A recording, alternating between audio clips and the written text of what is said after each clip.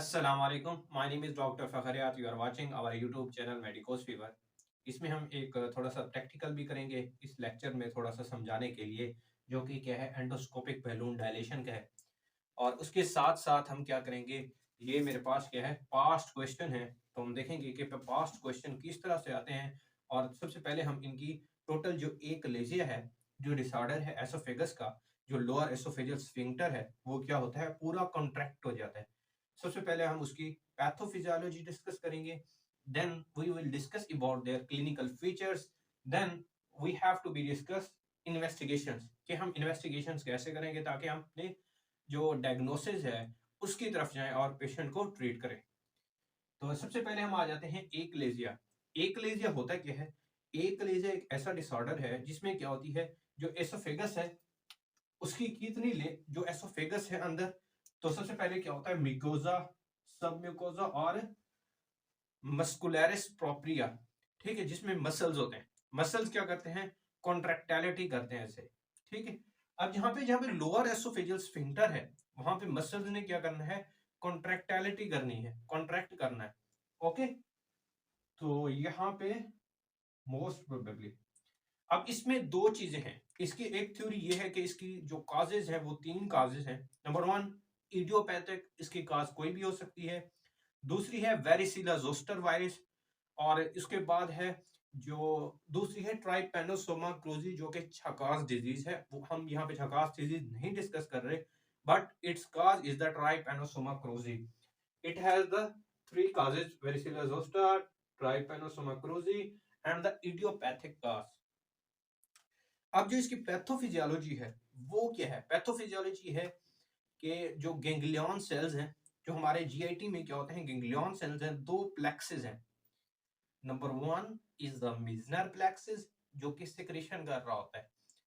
दूसरा होता है मेंटेरिक प्लेक्सिस, जिसे हम आरी बैच प्लेक्सिस कहते हैं। वो कॉन्ट्रैक्टिलिटी कर रहा होता है, ऐसे कॉन्ट्रैक्ट कर रहा होता है, जिसकी वजह से पेरिस्टालसिस मूवमेंट होती है।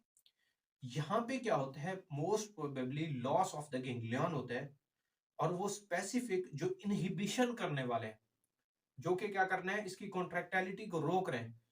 अब लॉस ऑफ इनहिबिशन, इनहिबिशन ही खत्म होगी तो कॉन्ट्रैक्टिलिटी ज्यादा होगी। समझ आ गई आपको? Loss of inhibition is called as the more contractility. Okay, तो यहाँ पे क्या होती है, जो मसल्स हैं, स्मूथ मसल्स है, वो क्या करते हैं, कॉन्ट्रैक्ट कर रहे होते हैं। तो जो एकलेजिया है, एकलेजिया इज अ डिसऑर्डर इन विच क्या होता है, जो लोअर टोन है, जो लोअर एसोफेजियल स्फिंक्टर है, वो कॉन्ट्रैक्ट हुआ पड़ा होता है। ओके, तो यहाँ पे अगर न्यूरॉन्स इसको इनहिबिशन हो गई है, तो ये जो मसल्स है, स्मूथ मसल्स क्या कर जाएंगे, कॉन्ट्रैक्ट कर जाएंगे। ठीक है, स्मूथ मसल्स कॉन्ट्रैक्ट कर जाएंगी और जो फूड है वो पास नहीं होगी। अच्छा, इसके अंदर क्लिनिकल फीचर करते हैं इसके बाद। अब क्या होता क्या है, सबसे पहले जो पेशेंट होता है वो एसिम्प्टोमेटिक होता है, उसे कोई सिम्टम नहीं होती। उसके बाद आहिस्ता आहिस्ता, क्योंकि लोअर एसोफेजियल स्फिंक्टर कॉन्ट्रैक्ट हो गया, तो वो जो हमारी खुराक है, जो हमारी फूड है, जो हमारा बोलस है, वो स्टमक तक नहीं पहुंच सका। जब तक स्टमक तक आहिस्ता आहिस्ता से ये इसको क्या लग जाते हैं, 3 to 4 years लग जाते हैं पेशेंट को सिम्टम्स आने तक। ठीक है, तो और ये किन में पेशेंट में होता है, mainly 25 to 45 year of the patient में। ओके, इसमें क्या होगा, समझ आ गई? तो यहाँ पे हम क्या करेंगे, डिफरेंट किस्म की टेक्निक करेंगे। और इसमें क्या होता है, मोस्ट में रात को बंदा सोया होता है ऐसे खराटे, और जब वो रात को सोया होता है, जो फूड है वो यहाँ पे फंस जाती है, ऐसे उसे ना, ऐसे लगता है जैसे फूड फंस के ना वो कहाँ चली जा सकती है, साथ हमारे मीडियस्टिनम है जिसमें लंग्स पड़े हुए हैं, तो एस्पायरेशन नमूनिया हो सकता है, कफ हो सकती है पेशेंट को। इस तरह से वो प्रेजेंट कर सकता है। तो उसकी जो क्लिनिकल फीचर जो प्रेजेंट करने वाले हैं, एक तो मिडल एज होगी, डिस्पेजिया, वो कोई चीज पूरी खा नहीं सकेगा। ठीक है, वो वहीं पे जाके अटक जाएगी, डिस्पेजिया, उससे खाने में मसला होगा। लेट फेज रिस्पॉन्स है, ईयर्स तक रिस्पॉन्स है। उसके बाद क्या है, एसिम्प्टोमेटिक पहले होता है, मैंने बता दिया। उसके बाद है नक्चर्नल रिगर्गिटेशन, रात को रिगर्गिटेशन होगी, और कफ भी हो सकती है रात को, उसकी वजह से नमूनिया भी हो सकता है, जिसे एस्पायरेशन नमूनिया कहते हैं। ये तो हम आगे जो पेशेंट प्रेजेंट कर रहा होगा। अगर हमारे पास पेशेंट प्रेजेंट कर लिया, अब हमारे पास इन्वेस्टिगेशन कौन कौन सी हो सकती है? इन्वेस्टिगेशन ये हो सकती है कि हम क्या करें, सबसे पहले मैनोमीट्री। मैनोमीट्री इज द इन्वेस्टिगेशन, जो कि हम क्या करते हैं, एक क्या करते हैं, एक यहाँ से नोज से डालते हैं, ठीक है, तो यहाँ पे डाल के हम मोस्ट प्रोबेबली उसका क्या करते हैं, जो यहाँ पे ऊपर से ट्यूब डालते हैं, तो हम लोअर एसोफेजियल स्फिंक्टर का प्रेशर देखते हैं कि इसमें कितनी टोन बाकी है, तो that is called as the manometry. हम मैनोमेट्री में हम मसल की जो टोन है वो देख रहे होते हैं। ओके, अब इसमें है दूसरा है एंडोस्कोपी। एंडोस्कोपी जाएंगे तो देखेंगे कि जो लोअर एसोफेजियल स्फिंक्टर है वो तो कॉन्ट्रैक्ट है, आगे जा ही नहीं रही फूड। फूड सारी सारी एसोफेगस में, इतना बड़ा एसोफेगस हो गया, फूल गया एसोफेगस, डायलेशन हो गई है। अब हम क्या करेंगे, barium swallow. Barium swallow is the investigation of choice. इसमें क्या होता है, बेरियम स्वालो में क्या होता है, जब आप उसे बेरियम स्वालो करोगे ना, रेडियो एक्टिव आइसोटोप है, जब आप उसे एक्सरे के सामने खड़ा करोगे तो मोस्ट प्रोबेबली क्या होगा, एक नजर आती है, इसको कहते हैं बर्ड बीक अपीयरेंस। जिस तरह चोंच नहीं होती इसकी बर्ड की, अब यहाँ पे मैं आपको ना थोड़ा सा ना दिखा देता हूँ, बर्ड बीक अपीयरेंस, ये देखें, तो आपको ये देखें कितना बड़ा एसोफेगस हो गया और स्टमक है जो है छोटा। तो ऐसे बर्ड बीक अपीयरेंस, इस तरह चोंच नहीं होती तो हमें नजर आएगी, क्योंकि यहाँ पे सारा का सारा क्या पड़ा है, फूड पड़ा है, और यहाँ पे कॉन्स्ट्रिक्शन हुई पड़ी है लोअर एसोफेजियल। तो इसकी इन्वेस्टिगेशंस तीन आ जाती हैं, manometry, endoscopy and the barium swallow. अब हम आ जाते हैं इसके ट्रीटमेंट प्लान की तरफ। एक आपको चीज दिखा दूं, ये क्या है, ये है तो फोली, ठीक है, फोलीज है, लेकिन फोली को समझाने के लिए इसका जो एक ट्रीटमेंट है जिसमें हम क्या करेंगे, एंडोस्कोपिक बैलून डायलेशन। ठीक है, एंडोस्कोपिक बैलून डायलेशन हम किस तरह करते हैं, सिर्फ समझाने के लिए, ये यहाँ यूज नहीं होती फोली। फोली जो यूरिन पास करने में वहां पे यूज होती है, ठीक है, इसको समझ लें।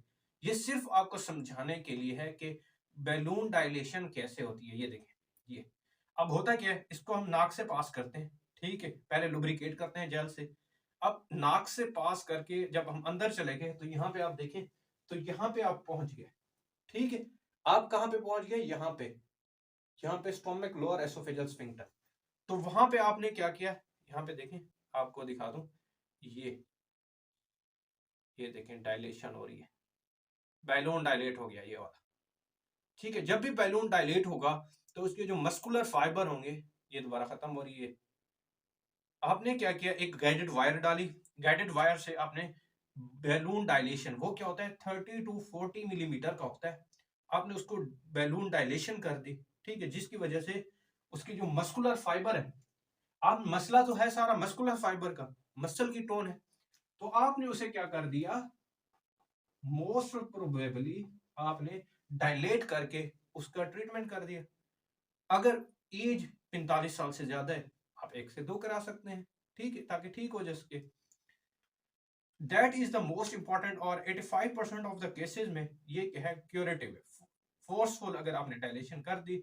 इसमें एक चीज इंपॉर्टेंट है, एमसीक्यूज आता है, म्यूकोजा इंटैक्ट रहता है, मस्कुलर फाइबर थोड़े से रप्चर हो जाते हैं, कट डाउन हो जाते हैं, म्यूकोजा इंटैक्ट रहता है, म्यूकोजा को कुछ नहीं होता, मोस्ट इंपॉर्टेंट, ठीक है। अब हम अपने आ जाते हैं हेलर मायोटोमी। अच्छा, हेलर मायोटोमी है क्या, आप इसकी दो टेक्निक है, एक तो ओपन, दूसरी है लेप्रोस्कोपी, यानी कि लेप्रोस्कोपी से अब होता क्या है, यहाँ पे ये क्या है, मैं आपको दोबारा एसोफेगस दिखाता हूँ, यहाँ पे ये क्या है, एसोफेगस मोस्ट प्रोबेबली, और ये डायलेट हुई पड़ी है, और ये स्टमक पड़ा है, यहाँ पे बंद है। अब मोस्ट प्रोबेबली क्या करते हो आप, यहाँ पे एक इंसियन देते हो, इंसियन देते हो, आप क्या करते हो, एंडोस्कोपी भी कर सकते हो, एंडोस्कोपी, एंडोस्कोपी से जाते हो एंडोस्कोपिक लेप्रोस्कोपी, ठीक है, जाते हो, यहाँ पे म्यूकोजा है, फिर सब म्यूकोजा और मस्कुलर लेयर है, आपने जाके मस्कुलर लेयर को काट दिया, ओके। आपने जब मस्कुलर लेयर को काट लिया तो ये क्या हो जाएगा, डायलेशन स्टार्ट हो जाएगी, यहाँ पे जो एरिया है वो ओपन हो जाएगा, और जो फूड होगी वो स्टमक में आना स्टार्ट हो जाएगी। अच्छा, इसके बाद क्या करोगे आप, यहाँ पे अब एक क्या करते हो, उसके साथ साथ पार्शियल फंडोप्लाइकेशन कर सकते हो। हमने फंडोप्लाइकेशन कहाँ पे की थी? गैस्ट्रोएसोफेजियल रिफ्लक्स डिजीज, जो कि हमारा पार्ट 1 का है, वो आपने जाके देख लेनी है। फिर भी यहाँ पे मैं आपको समझा देता हूँ कि फंडोप्लाइकेशन होती क्या है। तो स्टमक के कुछ पार्ट होते हैं जिसमें फंडस होती है, बॉडी होता है और एंट्रम होता है। अब फंडस को प्लाइकेट कर देना है आपने। आपने क्या करना है, ये जो पार्शियल जो फंडस है इसको प्लाइकेट कर देना है। ठीक है, आपने दो करनी है, एक हेलर मायोटोमी, एक मायोटोम मसल काट दिया, और उसके साथ साथ क्या कर दिया, पार्शियल फंडोप्लाइकेशन कर दी। That is called as the Heller myotomy plus partial fundoplication. Okay, इसके बाद आ जाता है third third treatment. Third treatment में आता है बाटोलिनम टॉक्सिन। अब बाटोलिनम टॉक्सिन है, उसको किस तरह से, दोबारा एसोफेगस है, ये क्या है, स्टोमिक है। आपने क्या करना है, एक इंट्रा ल्यूमिनली अप्रोच करना है, और यहाँ पे जो लोअर एसोफेजियल स्फिंक्टर है उसको बाटुलिनम टॉक्सिन इंजेक्ट कर देना है। तो क्या होगी, जो मसल्स हैं वो रिलैक्स हो जाएंगे। तो ये परमानेंट प्रोसीजर तो नहीं है, ये आपको हर 3 मंथ के बाद दोबारा यूज करना पड़ेगा, हर 3 मंथ के बाद। ओके, इसके बाद कुछ और ट्रीटमेंट भी है जिसमें आप मसल को कॉन्ट्रेक्टिलिटी को खत्म करके आप नेफिडिपिन दे सकते हो, यानी कि कैल्शियम चैनल ब्लॉकर है, आप वो दे सकते हो, वेसोडायलेटर दे सकते हो, नाइट्रिक ऑक्साइड। तो आप बहुत से मेडिकल ट्रीटमेंट भी कर सकते हैं। Okay, hope you will understand about the achalasia. Achalasia आपको समझ आ गई। अब हम इनके कुछ मोस्ट प्रोबेबली आते हैं अपने जो कि टॉपिक की तरफ आते हैं, जिसमें मोस्ट प्रोबेबली जो सिनेरियोज हैं वो कर लेते हैं। सिनेरियोज क्या है, अब सिनेरियो आपने देखना है। अ मिडल एजेड वुमेन, एक वुमेन है, presented with the history of dysphagia. अब उसको क्या है, डिस्फेजिया है, खाने में मसला हो रहा है, ठीक है, for the last many years. तो आपने पकड़ लिया ना कि ये क्या है, लेट फेज रिस्पॉन्स है, for the last many years. Late phase response यानी कि 3-4 साल के बाद, पहले एसिम्प्टोमेटिक था, फिर सिम्टम होगी, तो आपका जर्नल स्टार्ट हो गया यार, ए कलेजिया हो सकता है। Become painful, the dysphagia is progressive, उसे प्रोग्रेसिव ज्यादा से ज्यादा, यानी कि उसे खाया नहीं जा रहा था। तो आप ये जा सकते हैं कि भाई ये लॉन्ग टर्म चल रही है चीज। There is a history of nocturnal regurgitation. आपने पकड़ लिया कि भाई ये क्या हो सकता है, मोस्ट प्रोबेबली एक एलेजिया हो सकता है, और क्या है, मिडल एजेड वुमेन है। तीनों ही सिनेरियो उसने दे दिए, ठीक है, middle aged women, dysphagia, late phase year, और इसके बाद नॉकटर्नल रिगर्गिटेशन। तो आपने जाके वहां पे आपको पता चल गया this is called as the achalasia. इसमें आप प्रोविजनल डायग्नोसिस बता सकते हो, डिफरेंशियल डायग्नोसिस, डिफरेंशियल में आप एसोफेजियल के सारे बता सकते हो कि कार्सिनोमा हो सकता है, कोई परफोरेशन हो सकती है, कोई भी चीज हो सकती है, गर्ड हो सकता है, कोई स्ट्रक्चर बना हुआ हो सकता है। आपने सारे डिफरेंशियल डायग्नोसिस लिख देने। उसके बाद है what investigation are needed to confirm the diagnosis. Investigations क्या थी हमारे पास, इन्वेस्टिगेशंस में मैनोमेट्री, एंडोस्कोपी और बेरियम स्वालो। आपने बेरियम स्वालो में आपको बर्ड बीक अपीयरेंस नजर आ गई, तो आपने इन्वेस्टिगेशंस आपको समझ आ गई। उसके बाद क्या है, आप मैनेजमेंट किस तरह से करोगे, मैनेजमेंट उसी तरह से है, endoscopic dilatation, Heller myotomy, botulinum toxin, और मेडिकल, यहाँ पे मैंने नहीं लिखा लेकिन आपको पता है मेडिकल में नेफिडिपिन जो कैल्शियम चैनल है। ओके, उसके बाद आते हैं अपने क्वेश्चन की तरफ, टू जो कि 2016 का क्वेश्चन है। इसमें क्या है, अ 24-year-old फीमेल, तकरीबन मिडिल एजेड आदमी है, 24-year-old approximately, present with difficulty in swelling for the last 3 year. अब यहाँ पे भी पकड़ा गया कि क्या थी, डिफिकल्टी इन स्वेलिंग थी, यानी कि उसको डिस्फेजिया था, फॉर लास्ट 3 ईयर, प्रोलॉन्ग था। That is more for liquid. अब यहाँ पे है मोर फॉर लिक्विड क्या होता है, अब जो भी न्यूरॉन का मसला है तो वहां पे दो it is more for liquid होता है। अब यहाँ पे क्या है, न्यूरॉन का मसला है जिसकी वजह से जो कंट्रैक्टिलिटी थी वो ज्यादा थी, loss of the ganglion cell थी। तो ये क्या है, मोर फॉर द लिक्विड होता है, for that of the nerve. There is a history of recurrent chest infection. अब उसको चेस्ट इन्फेक्शन क्यों होते हैं, क्योंकि रात को उसका जो भी जो खुराक है, जब वो सोता है तो वो जो खुराक का वो होता है वो चेस्ट में जा सकता है, और जो चेस्ट के इन्फेक्शन है वो ज्यादा से ज्यादा हो सकते हैं। तो retrosternal burning, history of bad breath with no significant weight loss, ये इंपॉर्टेंट है। अच्छा, एक चीज है सिग्निफिकेंट वेट लॉस, जब भी वेट लॉस होगा ना तो आपने कैंसर की तरफ जाना है, कि इसको एडिनोकार्सिनोमा हो सकता है, कोई भी कार्सिनोमा हो सकता है। अगर सडन वेट लॉस हिस्ट्री है 15 डेज में, 12 डेज में, 10 डेज में, वो कहता है डॉक्टर साहब 10 दिन में ना मैं खा पी रहा हूँ, लेकिन मेरा जो वेट है ना डॉक्टर साहब वो ना तकरीबन 15 किलो कम हो गया है। यार इतना कम हो गया, that is the sign of the cancer, कि कोई चीज है जो आपको अंदर खा रही है। ठीक है, तो यहाँ पे कैंसर भी नहीं है। तो मोस्ट प्रोबेबली आपने कहा लास्ट 3 इयर्स, ये भी क्या है, एकलेजिया का लाइकली डायग्नोसिस आ गया। What are the three most important investigation? Investigations वही है, मैनोमेट्री है, एंडोस्कोपिक है और बेरियम स्वालो है, और उसकी हमने जो पॉसिबल फाइंडिंग है वो भी बता दी। थ्री ट्रीटमेंट ऑप्शन दोबारा उसी तरह से आपने एंडोस्कोपिक बैलून डायलेशन, उससे मेलर मायोटोमी और उसके बाद हेलर मायोटोमी, बॉटुलिनम टॉक्सिन, तो treatment option available.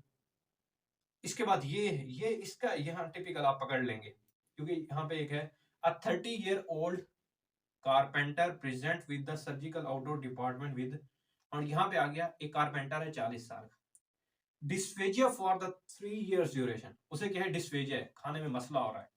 Now he has developed regurgitation of residual fluid, ठीक है, उसको रिगर्गिटेशन ऑफ रेजिडुअल फ्लूइड। अब हमने बैरियम स्वेलो उसने रेडियोग्राफी करवाई है, show bird beak at distal oesophagus, तो आपने पकड़ लिया यार बर्ड बीक अपीयरेंस आ रही है, तो ये एक कलेजिया लगा दो इसे। ठीक है, what is the most likely diagnosis? Achalasia. How would you treat the patient? Treatment वही है, आपने जो ये 3 से 4 ट्रीटमेंट है आपने वही करने। That we are discuss about the achalasia, and thank you so much. अब इसके बाद 3 से 4 टॉपिक रह जाते हैं, जिसमें एसोफेजियल परफोरेशन है, कोरेसिव कास्टिक सर्जरी है, और जो एसोफेजियल कार्सिनोमा है। ये आप इंशाल्लाह आगे 2 से 3 लेक्चर में हम इनको कवर करेंगे और एसोफेगस को खत्म कर देंगे। ठीक है, thank you so much, hope you will enjoy. Allah Hafiz.